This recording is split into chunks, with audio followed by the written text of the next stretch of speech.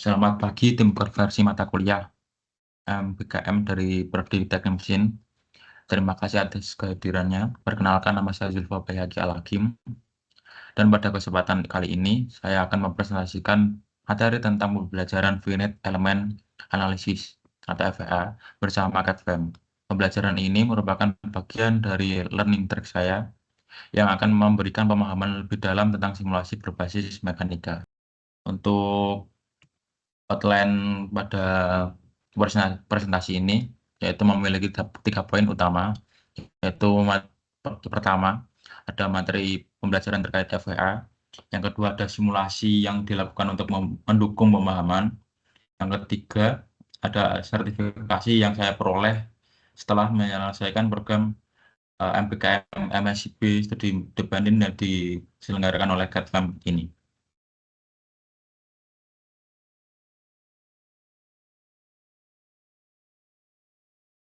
Untuk materi ada mencakup beberapa eh, mencakup 8 materi,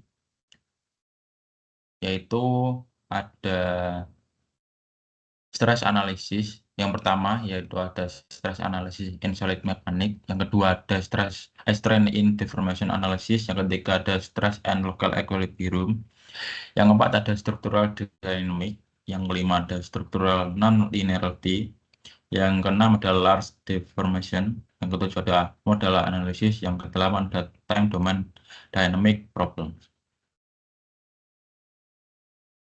Ini yaitu yang pertama pada slide ini, yaitu stress analysis in solid mechanics. Pada bagian ini saya mempelajari bagaimana tegangan bekerja dalam mekanika solid serta metode untuk menganalisis distribusi intensitasnya. Seperti pada gambar yang ada di kanan ini, ada rigid body, yaitu dibagi 2 bagian, yaitu rigid motion dan axial force. Yang sebelah kanan ada flexible body dan yang di dalamnya ada deformasi dan stress dan strain. Dan gambar ini seperti tabrakan ini dan piston dan lain-lain ini bisa dianalisis dengan ANSYS.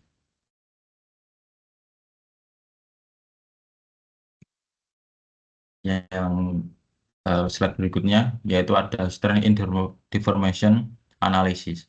Materi ini berfokus pada analisis tegangan yang terjadi selama deformasi. Pemahaman ini penting untuk menganalisis perubahan bentuk pada suatu material saat menerima beban. Eh, ini yaitu ada rumus dari deformasi, yaitu distorsi ditambah rigid motion, dan di sebelah kanan ada grafik deformasi. Ini biasanya waktu pada saat analisis ANSYS itu di bawah ada grafik yang menunjukkan deformasi terhadap bebannya dan waktu. Untuk slide selanjutnya yaitu ada stress dan local equilibrium, ya, di mana stress dan local equilibrium tersebut membahas keseimbangan tegangan pada suatu struktur. Ini penting untuk memastikan struktur mampu menahan beban tanpa kerusakan. Pada gambar ini menunjukkan gambar matriks, dan ini adalah rumus untuk formasi stress komponen, from stress komponen, dan ini formasi stress from principal stress.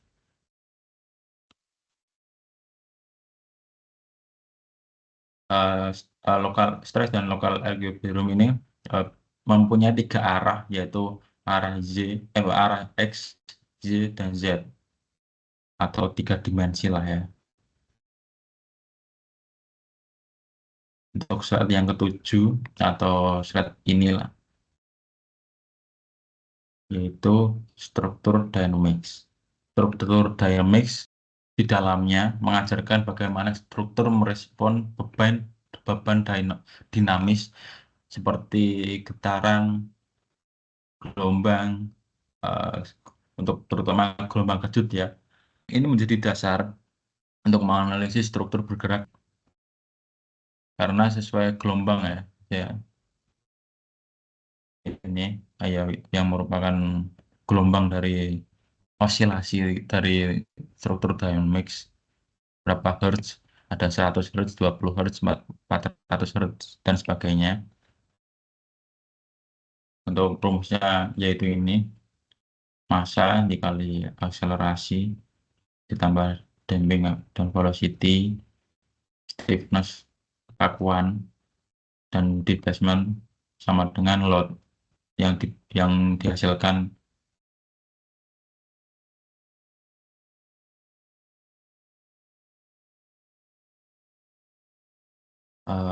Untuk slide selanjutnya yaitu struktural non-linearity, ya, oke. Yaitu membahas sumber-sumber non-linearitas seperti deformasi besar, large deformation, non-linearitas material, dan kotak-kotak antar elemen. Pendekatan struktural non-linearity ini digunakan untuk situasi di luar analisis yang biasa. Sumber dari non-linearity yaitu ada large deformation, material non-linearitas, dan kontak dari ke benda tersebut. Ini merupakan grafik force terhadap X.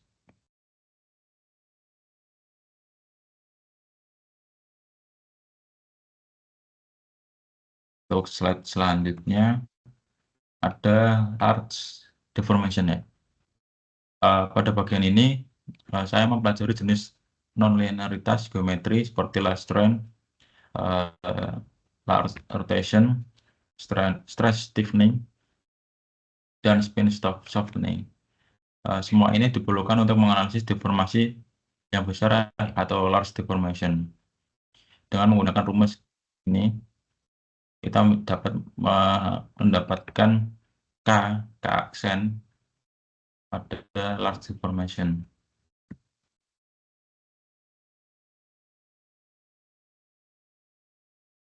Untuk slide selanjutnya ada model analisis.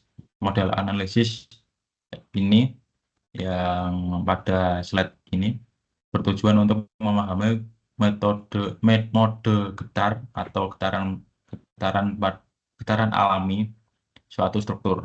Analisis ini penting untuk desain struktur yang stabil dan tahan terhadap resonansi eh, yang bisa memperpanjang umur produk tersebut. Seperti ada equation of motion untuk modal analisis, untuk displacement menggunakan O, untuk acceleration menggunakan ini.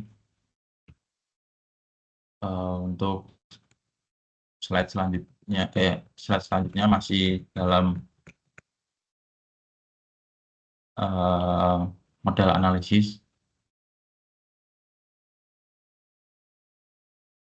yang dimana model analisis ini bisa melihat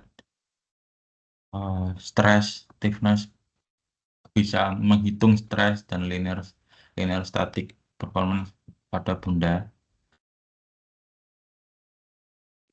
dengan menggunakan rumus ini sama dengan force.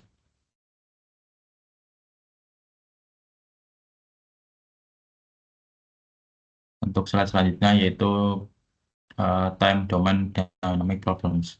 Pada materi time domain dynamic problems, saya mempelajari masalah-masalah dinamis dalam domain waktu seperti respons benda terhadap benda yang berubah seiring berjalannya waktu. Di sini rumusnya yaitu ada energi kinetik, energi potensial, yang menghasilkan ini. Untuk rumus awalnya yaitu ini energi kinetik ditambah dissipated energi ditambah energi kinetik energi potensial, maaf, itu menghasilkan ini.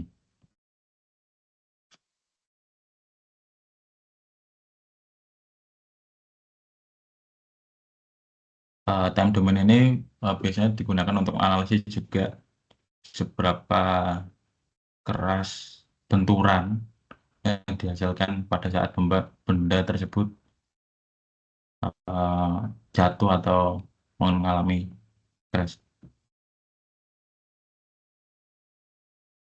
Untuk slide selanjutnya yaitu ada simulasi. Simulasi ini saya melakukan beberapa simulasi. Untuk lebih singkatnya, saya mengambil eh, 3 simulasi, yaitu salah satunya ini buckling rail terhadap thermal load dan drive shaft eh, under rotation. Untuk buckling sendiri, eh, pada gambar peningkatan temperatur yang pada gambar analisis yang di kanan atas ini, peningkatan temperatur pada rel dapat menyebabkan pengurangan modulus yang pada material yang pada akhirnya menurunkan kapasitas kritis struktur terhadap buckling. Dalam struktur, eh, temperatur tinggi sering meningkatkan deformasi thermal yang dapat memperbesar kemungkinan terjadinya buckling, terutama material yang memiliki sifat thermal rendah seperti pada buckling ini sampai membuat bengkok rel tersebut. Untuk statik struktural pada drive under rotation, pada analisis ini kita bisa menggunakan fitur large deflection ya. Ya. Kita bisa menggunakan fitur large deflection pada ANSYS, pada software ANSYS untuk memungkinkan menggunakan metode nonlinear seperti metode Newton-Raphson yang memerlukan literasi untuk mencapai konvergensi hasil. Seperti pada gambar yang ada di bawah ini, untuk yang kanan itu on, untuk fitur last diffraction, untuk fitur last diffraction yang kiri, mohon maaf, yang kiri ini on, yang kanan ini off. Yang kiri bisa memastikan perubahan geometri yang signifikan yang dapat dimasukkan dalam analisis. Untuk yang di kanan karena di off kan menyebabkan prediksi performa komponen menjadi kurang realistis yang pada akhirnya dapat mempengaruhi desain dan keandalan sistem. Nah, ini adalah analisis Gerloff turbine struktur strength analysis, yang dimana analisis ini digunakan pada saat pembuatan tugas besar capstone project yang diberikan oleh pihak CADFM. Untuk analisis ini dibagi dua ya, hasilnya dibagi dua, yaitu bisa menggunakan CFD dan FVA. Untuk karena ini saya linear dengan FVA,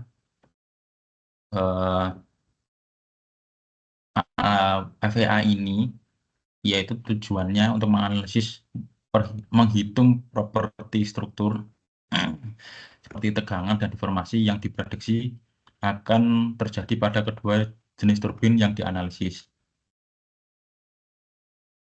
Untuk yang turbin yang kiri itu tanpa V-groove dan yang di kanan menggunakan V-groove. Untuk hasil simulasi ini yang di atas itu distribusi kontur tegangan pada turbin Gorlov tanpa Vigrove, dan yang kanan atas, yang kanan, yang atas kiri tanpa kontur distribusi tegangan pada turbin Gorlov tanpa Vigrove, dan yang kanan dilengkapi dengan Vigrove. Untuk yang bawah yaitu kontur distribusi deformasi, yang kiri itu tanpa Vigrove dan kanan itu dilengkapi dengan Vigrove. Untuk ekuivalen stresnya yang non Vigrove atau tidak menggunakan Vigrove itu sekitar 19,305 MPa, dan yang menggunakan Vigrove yaitu sebesar 26,46 MPa atau megapascal ya menggunakannya. Untuk total deformasi yang tanpa menggunakan Vigrove yaitu 0,64779 mm deformasinya, dan yang menggunakan Vigrove yaitu 0,63571 mm untuk total deformasinya. Yaitu, karena analisis tersebut, maka menggunakan Vigrove memberikan keuntungan dalam menurunkan deformasi bilah groove tersebut menjadi 0,63571 mm yang lebih kecil dibandingkan dengan konfigurasi tanpa Vigrove yang mencapai 0,64779 mm. Meskipun demikian, tegangan setara yang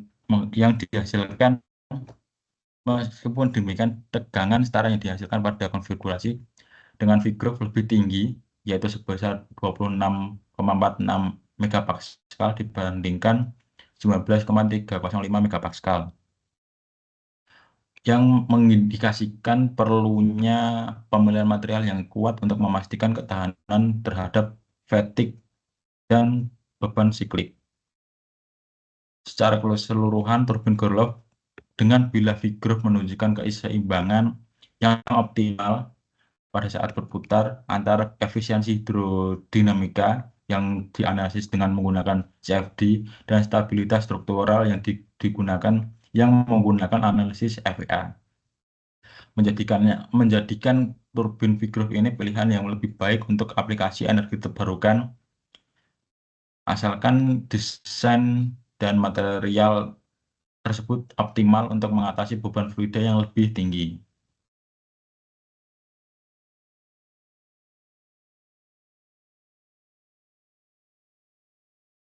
Untuk slide selanjutnya yaitu sertifikasi. Ini yaitu sertifikat saya yang diberikan oleh pihak CADFEM pada magang studi independen Kampus Merdeka batch 7 2024 ini. Karena saya masuk pada kuota tambahan, jadi tidak diberikan sertifikat internasional, karena pada batch kali ini kuota sertifikat internasional yang diberikan oleh ANSYS tersebut berkurang kuotanya. Terima kasih. Terima kasih sudah menyimak presentasi saya sampai akhir. Assalamualaikum warahmatullahi wabarakatuh. Dan presentasi kali ini sesuai dengan mata kuliah yang saya akan konversi, seperti perancangan produk dan elemen mesin dan mekanika perpatahan, yang dimana perancangan produk menggunakan analisis untuk merancang produk tersebut supaya efisien dan lancar. Untuk elemen mesin yaitu masih bersinggungan dengan analisis FEA atau perancangan, seperti saya merancang turbin Gorlov itu pada saat capstone project atau tugas besar yang ada di CADFEM Bertaji batch 7 ini. Untuk mekanika perpatahan juga ada berhubungan dengan deformasi dan analisis FEA. Terima kasih. Wassalamualaikum warahmatullahi wabarakatuh.